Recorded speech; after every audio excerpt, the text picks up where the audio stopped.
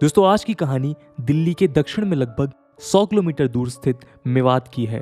अरावली पर्वत के फुटहिल्स में ये जगह लगातार मीडिया की नज़रों में बनी हुई है, लेकिन गलत कारणों के लिए। ये कारण है साइबर क्राइम। 2020 में नेटफ्लिक्स पर एक टीवी सीरीज लॉन्च हुई थी जिसका नाम था जामताड़ा, सबका नंबर आएगा। ये सीरीज शायद आपने देखी होगी, अगर नहीं तो रियल इवेंट से इंस्पायर्ड इस कहानी को हम ब्रीफली बता देते हैं। दोस्तों जामताड़ा झारखंड में लोकेटेड एक छोटा सा डिस्ट्रिक्ट है जो साइबर क्राइम का हॉटस्पॉट बन गया। आज देश के छोटे छोटे गांव में सड़क भले ना पहुंची हो, लेकिन इंटरनेट और स्मार्टफोन्स पहुंच गए हैं और लोग इंटरनेट के माध्यम से सोशल मीडिया से लेकर बैंकिंग सर्विसेज तक यूज करने लगे हैं। लेकिन ये इंटरनेट रिवॉल्यूशन अपने साथ कई खतरे भी लेकर आया है और साइबर क्राइम ऐसा ही एक खतरा है। एनसीआरबी के हिसाब से पिछले दशक में इंटरनेट बेस्ड फ्रॉड्स, स्कैम्स और क्राइम्स की संख्या में बढ़ोतरी हुई है। 2019 से 2021 के बीच इंडिया में लगभग 3 लाख साइबर क्राइम्स रिपोर्ट हुए और साइबर क्राइम से शायद ही आज कोई अछूता है। गरीब हो या अमीर, नेता हो या जज, हर तरह के लोगों ने ऐसे साइबर क्राइम्स और साइबर फ्रॉड्स को रिपोर्ट किया है। खैर 2015 से 2017 के बीच देश भर में रिपोर्ट हुए कई साइबर क्राइम्स की जब छानबीन हुई तो उसके तार झारखंड में जामताड़ा तक पहुंचे। 2 साल के स्पैन में लगभग 12 राज्यों के पुलिस ऑफिसर्स साइबर क्राइम्स को इन्वेस्टिगेट करने जब जामताड़ा पहुंचे तो वो शॉक्ड थे। उन्हें पता चला कि देश के 80% साइबर क्राइम्स जामताड़ा से हो रहे थे। और तो और इन क्राइम्स में इन्वॉल्व लोगों ने फ्रॉड के पैसे से इस बैकवर्ड एरिया में कई फैंसी बंगलोज और एसयूवीज एक्वायर कर ली हैं। फिर क्या, जामताड़ा को इंडिया का साइबर क्राइम कैपिटल बता दिया गया। लेकिन दोस्तों जामताड़ा का मेवात से क्या रिश्ता है? रिश्ता है, क्योंकि शायद आज मेवात ने जामताड़ा को भी साइबर क्राइम्स में पीछे छोड़ दिया है। इसलिए आज की कहानी मेवात के नाम, जो हरियाणा, राजस्थान और यूपी के ट्राई जंक्शन पर लोकेटेड है। आज हम इस रीजन में साइबर क्राइम की शुरुआत, उसके नेचर और उसके कारणों को डिकोड करते हुए आपको ये भी बताएंगे कि आखिर वो कौन से फैक्टर्स हैं जिनके चलते मेवात ही ऐसे क्राइम्स का नया जामताड़ा बना। नमस्कार दोस्तों, मेरा नाम है आदर्श और स्वागत है आपका स्टडी आईक्यू में। दोस्तों मेवात मालवा या बुंदेलखंड जैसा एक रीजन है जो यूपी, हरियाणा और राजस्थान में फैला हुआ है। इसकी बाउंड्रीज हरियाणा के नूह, राजस्थान के अलवर और यूपी के मथुरा से जुड़ी हुई है। हरियाणा के नूह डिस्ट्रिक्ट का नाम पहले मेवात था, जिसे 2016 में बदल दिया गया। मेवात या नूह डिस्ट्रिक्ट के 2 गांव जमालगढ़ और नाई से रिलेटेड पुलिस के पास 400 से ज्यादा साइबर क्राइम्स के एफआईआर हैं। इंडियन एक्सप्रेस ने बताया कि नाई और जमालगढ़ यहाँ के साइबर क्राइम के एपिसेंटर्स हैं, पर धीरे धीरे बाकी विलेजेस का नाम भी सामने आ रहा है। इस रीजन का ऑर्गेनाइज साइबर क्राइम पहली बार स्पॉटलाइट में कोविड के टाइम आया, जब लॉकडाउन के चलते साइबर क्राइम्स में बढ़ोतरी हुई। इंडियन एक्सप्रेस के हिसाब से 400 से ज्यादा साइबर क्राइम एफआईआर्स के सस्पेक्ट मेनली मेवात के विलेजेस से हैं। पुलिस ने कई एक्यूज्ड को अरेस्ट भी किया और ट्रायल पेंडिंग है। खैर ये क्राइम एक ऑर्गेनाइज्ड नेटवर्क के थ्रू होता है। फेक डॉक्यूमेंट पर सिम कार्ड अरेंज करने वालों से लेकर सिम कार्ड्स देने वाले दुकानदार और फ्रॉड कॉल्स और मेल करने वालों तक सबका शेयर फिक्स है। लोगों और पुलिस के ट्रेसिंग से बचने के लिए ये काम गांव के आसपास के जंगल से होता है। पुलिस ऑफिसर्स बताते हैं कि जामताड़ा की तरह यहाँ भी बिना किसी लेजिटमेट सोर्स ऑफ इनकम के मल्टी स्टोरी हाउसेस और महंगी कार्स दिख जाएंगी। कोविड लॉकडाउन के वक्त तो यहाँ के साइबर गैंग्स ने करोड़ों रुपए फ्रॉड से कलेक्ट किए। चलिए अब देखते हैं यहाँ के साइबर गैंग्स के मोडस ऑपरेंडी को। दोस्तों मोडस ऑपरेंडी की बात करें तो मेवात के साइबर क्राइम्स का मेन तरीका फिशिंग है। फिशिंग टेक्निक के तहत लोगों को फ्रॉड मेल्स, मैसेजेस या कॉल्स ऐसे किए जाते हैं कि लोगों को इनका सोर्स जेन्युइन लगे। ऐसे फिशिंग मैसेजेस या कॉल्स के थ्रू क्रिमिनल्स लोगों की सेंसिटिव इंफॉर्मेशन जैसे credit card details, login information और ओटीपीज ले लेते हैं और उनके बैंक से पैसे विड्रॉ कर लेते हैं। मॉडस ऑपरेंडी के ब्रॉडली 3 कैटेगरीज हैं: थ्रेट, इंड्यूसमेंट या लालच और इम्पर्सोनेशन। थ्रेट्स कई तरीके के हैं। एक थ्रेट में साइबर क्रिमिनल्स स्केरी मैसेजेस या कॉल्स करते हैं और कहते हैं कि अगर आपने ओटीपी या कार्ड डिटेल्स नहीं दी तो आपका अकाउंट ब्लॉक हो जाएगा या फिर पेनल्टी लगेगी। लोग पैनिक में ओटीपीज या बाकी डिटेल्स बता देते हैं और उनके अकाउंट खाली हो जाते हैं। एक और तरीके के थ्रेट में क्रिमिनल्स फेक प्रोफाइल से वीडियो कॉल्स कर कॉल्स रिकॉर्ड करते हैं और वीडियो एडिट कर उसमें पोर्नोग्राफिक कंटेंट ऐड कर देते हैं और फिर उनसे रैंसम मांगते हैं। इंड्यूसमेंट की बात करें तो इसमें क्रिमिनल्स कई तरह से लालच देकर लोगों को चीट करते हैं। सस्ते में foreign trip, free stay in hotels, सस्ते में महंगे आइटम्स, OLX पर बेचना और कैशबैक्स या लॉटरी इस टैक्टिक्स का हिस्सा है। दिल्ली सीएम की बेटी हर्षिता केजरीवाल के साथ ऐसा ही एक स्कैम हुआ जब वो OLX पर कुछ सामान बेचना चाहती थी। पुलिस का सस्पेशन है कि मेवात के एक कॉनमैन ने बायर बनके उन्हें कॉल किया और QR कोड इंस्टेंट पेमेंट के लिए भेजकर उनके अकाउंट से 34,000 रुपए डेबिट कर लिए। तीसरा तरीका है इम्पर्सोनेशन या आइडेंटिटी थेफ्ट। इसके तहत क्रिमिनल्स अपने टारगेट्स को सोशल मीडिया पर आइडेंटिफाई कर उन्हें फ्रेंड रिक्वेस्ट भेजते हैं और उनके दोस्तों और रिलेटिव्स की डिटेल्स लेते हैं। चेन्नई पुलिस ने कुछ ऐसे क्रिमिनल्स को ट्रैक किया जिन्होंने एक senior IPS officer Mahesh Kumar Agarwal का फेक अकाउंट बनाकर लोगों को चीट किया था। 2020 में 2 दर्जन और IPS ऑफिसर्स के साथ ऐसा हुआ था जो तेलंगाना, कर्नाटका और आंध्रा से थे। इन IPS ऑफिसर्स की फेक प्रोफाइल को यूज कर क्रिमिनल्स ने कोविड के वक्त मेडिकल इमरजेंसीज के नाम पर पैसे वसूले। पुलिस इन्वेस्टिगेशन में इसके तार मेवात रीजन के भरतपुर डिस्ट्रिक्ट तक पहुंचे। इस मामले में शकील खान नाम का व्यक्ति अरेस्ट भी हुआ। इम्पर्सोनेशन का इस्तेमाल OLX स्कैम में भी होता है। गूगल में इजीली आइडेंटिटी कार्ड्स जैसे आधार या पैन कार्ड्स मिलते हैं जिनका यूज कर क्रिमिनल्स विक्टिम का ट्रस्ट गेन करते हैं और फिर उनसे पैसे ठगते हैं। गूगल का इस्तेमाल वो टारगेट्स के नंबर निकालने के लिए भी करते हैं और कई बार तो एक ही सीरीज के रैंडम नंबर्स डायल करते हैं। मॉडस ऑपरेंडी में ये साइबर क्रिमिनल्स सिम्स को असम, उड़ीसा जैसे स्टेट से बल्क में मंगवाते हैं ताकि उन्हें ट्रेस करना मुश्किल हो। इसके अलावा ये भी कोशिश रहती है कि क्राइम की लोकेशन क्रिमिनल की रियल लोकेशन से अलग हो ताकि ट्रेसेबिलिटी कम हो। ऐसे में मेवात का 3 स्टेट के ट्रांजैक्शन में लोकेशन क्रिमिनल के लिए वरदान है।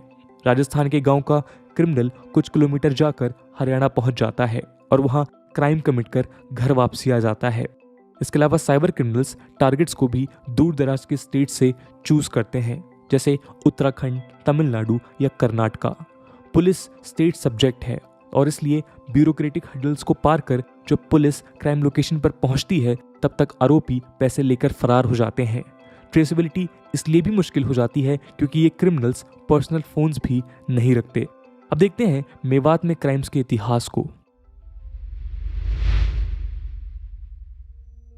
दोस्तों, मेवात में साइबर क्राइम्स की शुरुआत 10 साल पहले हुई जब ATM कार्ड्स यहाँ पहुंचे। 2-3 फैमिलीज से शुरू हुए ये ATM फ्रॉड आज मेवात के कुछ विलेजेस में मास साइकोसिस बन गया है, जहां 1-2 नहीं बल्कि कई परिवार इस क्राइम में इन्वॉल्व हैं। लेकिन मेवात में क्राइम का इतिहास नया नहीं है। टाइम्स ऑफ इंडिया के हिसाब से यहाँ फ्रॉड्स लेट 90s में शुरू हुए। लोकल भाषा में इसे ततलूबाजी कहते हैं। 90s में यहाँ के क्रिमिनल्स लोगों को फेक गोल्ड ब्रिक्स बेचकर धोखाधड़ी करते थे। इसके अलावा साइबर क्राइम हॉटस्पॉट बनने के पहले यहाँ कई क्रिमिनल गैंग्स का भी बोलबाला था। हिंदुस्तान टाइम्स की एक रिपोर्ट बताती है कि यहाँ लगभग 100 गैंग्स ऑपरेट करती थीं, जिनमें से कुछ रेडिकलाइज्ड और नोटोरियस क्रिमिनल को 2014 में अरेस्ट भी किया गया था। इनमें सस्पेक्टेड अलकायदा ऑपरेटिव अब्दुल समी और लश्कर तैयबा का सस्पेक्टेड ऑपरेटिव अब्दुल सुबहान शामिल थे। इनके अलावा मेवाती गैंग्स यहाँ डकैती और चोरी चकारी भी करते थे। इन्फॉर्मेशन बताती है कि मेवात में क्राइम नया नहीं है, बस क्राइम का नेचर इंटरनेट के दौर में बदल गया है। मेवात में क्राइम का ये इतिहास बताता है कि क्राइम के पीछे कोई लार्जर सोशियोलॉजिकल फिनोमिनन है जिस पर ध्यान देना होगा। तो चलिए डिकोड करते हैं मेवात में क्राइम्स के कारणों को। दोस्तों, सोशियोलॉजिस्ट रॉबर्ट मेटॉन ने 1938 में डिवियंस की थ्योरी दी, जिसका इस्तेमाल क्रिमिनल बिहेवियर को समझने में होता है। मेटॉन की यह थ्योरी मेवात ही नहीं बल्कि जामताड़ा के क्राइम पैटर्न्स को समझने में भी मदद करती है। मेटॉन की डिवियंस थ्योरी के हिसाब से एक इंसान लीगल रास्तों को छोड़कर क्रिमिनल तब बनता है जब उसके एम्बिशंस बड़े हों लेकिन उन्हें अचीव करने के लीगल रास्ते बंद हों। उदाहरण के तौर पर अगर आप जीवन में खूब सारा पैसे कमाकर अच्छा जीवन जीना चाहते हैं लेकिन इसके लिए आपके पास ना तो एजुकेशन है, ना स्किल है और ना ही पैसा, तो आपके क्रिमिनल बनने के चांसेस बढ़ जाते हैं। मेटॉन ये बिल्कुल नहीं कहते कि क्राइम पढ़े लिखे लोग या अमीर लोग नहीं करते, बल्कि वो सिर्फ ये कहते हैं कि पॉवर्टी, लैक ऑफ एजुकेशन और समाज से एलियनेशन ज़्यादातर क्राइम्स के कारण है। मेवाती क्राइम का कारण भी इस थ्योरी से मिलता है। नीति आयोग के बैकवर्ड डिस्ट्रिक्ट लिस्ट 2018 में मेवात नक्सल प्रभावित गढ़चिरौली और बस्तर से भी पीछे है। हिस्टोरिकली यहाँ लैक ऑफ क्वालिटी एजुकेशन और गवर्नेंस फेलियर्स चरम पर रहा। एलपीजी रिफॉर्म के बाद जब मेवात के आसपास गुड़गांव, नोएडा और फरीदाबाद जैसे शहर इमर्ज हुए तो मेवाती यूथ के एस्पिरेशंस भी बढ़े, पर लैक ऑफ एजुकेशन और वेन्यूज ऑफ एम्प्लॉयमेंट के चलते उन्होंने इलीगल और शॉर्टकट रूट्स लिए। कांग्रेस एमएलए मोहम्मद इलियास भी यहाँ के क्राइम का मेन कारण इलिटरेसी और पॉवर्टी को मानते हैं। कुछ क्रिमिनल्स कोविड के पहले ट्रक ड्राइवर्स और बाकी लो पेइंग जॉब्स में थे, पर लॉकडाउन के चलते जॉब लॉस हुआ और वो साइबर क्राइम में घुस गए। सर्वाइवल का थ्रेट भी लोगों को क्राइम की तरफ ढकेल सकता है। खैर ये भी ध्यान देना जरूरी है कि cyber crime technology based complex process है और इसलिए इसमें इन्वॉल्व सभी लोग अनएजुकेटेड नहीं होते। यहाँ भी डिवियंस थ्योरी काम आती है। आज हमारा देश इकोनॉमिक ट्रांसफॉर्मेशन से गुजर रहा है और कोविड पैंडेमिक से अनएम्प्लॉयमेंट भी इंक्रीज हुआ है। Poor quality education, lack of employability और lack of well paid employment के चलते मेवात में कुछ ऐसे यंगस्टर्स भी हैं जिन्होंने इंजीनियरिंग जैसे डिग्रीज तो ली, लेकिन पुअरली पेड जॉब्स करने के लिए वो मजबूर थे। बेटर अपॉर्चुनिटी के लिए कुछ पढ़े लिखे यूथ भी साइबर क्राइम्स के सरगना बन गए। ये यूथ चेंजिंग टेक्नोलॉजी के हिसाब से खुद को चेंज करते हैं ताकि नए नए फ्रॉड्स किए जा सकें। ये पढ़े लिखे इंडिविजुअल्स अनएजुकेटेड लोगों को ट्रेनिंग भी देते हैं। खैर मेवात में राइजिंग क्राइम का एक कारण पुअर डिटरेंस भी है, जो लैक ऑफ इफेक्टिव पुलिसिंग के चलते है। फाइनेंशियल फ्रॉड एक बेलेबल ऑफेंस है, चाहे वो 420 हो या आईटी एक्ट। क्रिमिनल सोचते हैं कि उन्हें ईजिली बेल मिल जाएगी और इसलिए वो डरते नहीं। इसके अलावा एफआईआर रजिस्टर करने में भी यहाँ कई बार सालों लग जाते हैं। एक रिपोर्ट के हिसाब से 2 कंप्लेंट्स 1 साल तक रजिस्टर नहीं हुई, जिसके बाद विक्टिम्स ने डीजीपी को लेटर लिखा। इस तरह के क्राइम्स का इन्वेस्टिगेशन भी कठिन है क्योंकि इन्वेस्टिगेशन की पावर इंस्पेक्टर करता है। द मिंट के हिसाब से आज देश में केवल 144 पुलिस पर्सनल पर लाख लोगों में है, जो पुलिसिंग में सीवियर पर्सनल शॉर्टेज दिखाता है। ऊपर से इंस्पेक्टर्स विलेजेस में नहीं, टाउन या तहसील में होते हैं। क्राइम की संख्या ज़्यादा है लेकिन उन्हें इन्वेस्टिगेट करने वाले ऑफिसर्स की संख्या कम। ऐसे में इनएफिशिएंट इन्वेस्टिगेशंस क्रिमिनल्स का कॉन्फिडेंस बूस्ट करती हैं।